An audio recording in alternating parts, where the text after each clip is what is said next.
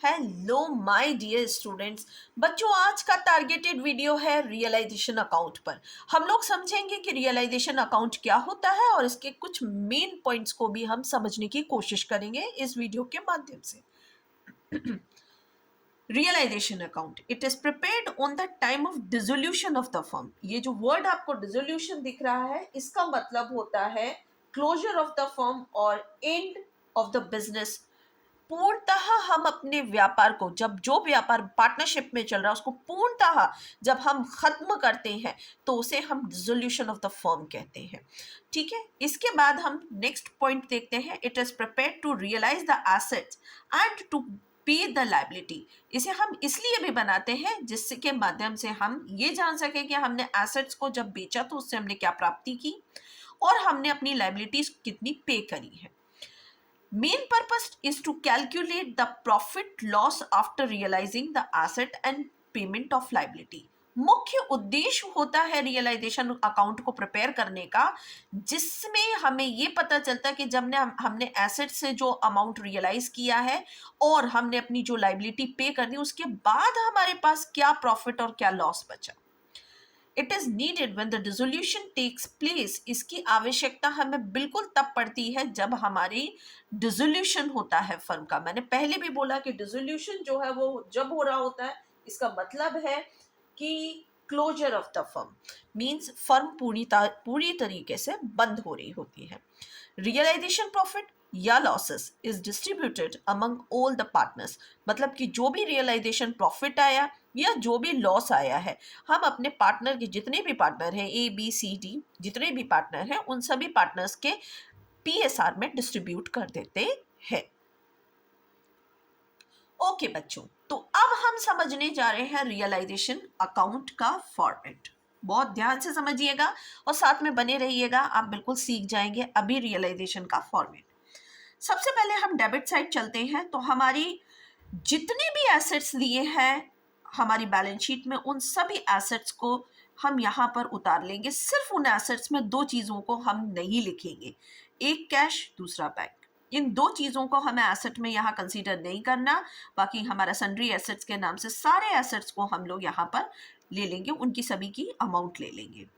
फिर इसके बाद हम टू कैश या बैंक के नाम से जो भी फर्म के द्वारा लाइबिलिटी पेड अप कर दी गई है वो सारी यहाँ लिख लेंगे। लाइबिलिटी पे करने के लिए जैसे कि हमने सन्ड्री क्रेडिटर्स का अमाउंट दे दिया, बिल्स पेबल दे दिया, आउटस्टैंडिंग एक्सपेंसेस पे कर दिया, बैंक लोन पे कर दिया, ओवरड्राफ्ट दे दिया, कैश क्रेडिट दे दिया, ये सारी चीज़ें जो भी हमने पे कर दी है वो हम यहाँ पर दिखा देंगे।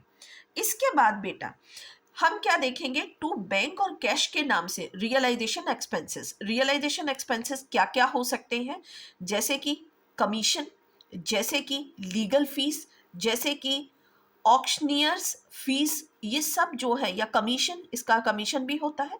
तो ये जो है टू बैंक या कैश के नाम से रियलाइजेशन एक्सपेंसेस के रूप में दिखाए जाते हैं। इनकी भी अमाउंट हम यहाँ लिख देंगे।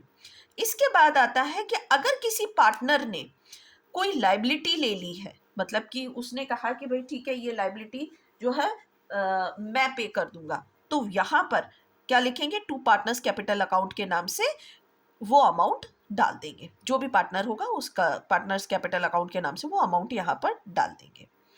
इसके बाद हम चलते हैं क्रेडिट साइड में। चलिए क्रेडिट साइड में समझते हैं। बाय सन्ड्री लाइबिलिटीज के नाम से हमारी जितनी भी लाइबिलिटी है जो बैलेंस शीट में दी है वो सारी की सारी हम यहाँ पर ले लेंगे। जैसे कि लाइबिलिटी में हमने देखा provision for doubtful debts, investment, fluctuating reserves, sundry creditor, bills payable, outstanding expenses, bank loan, bank overdraft, cash credit, ये सारी लाइबिलिटीज जो है वो हम यहाँ पर क्रेडिट साइड में डाल देंगे।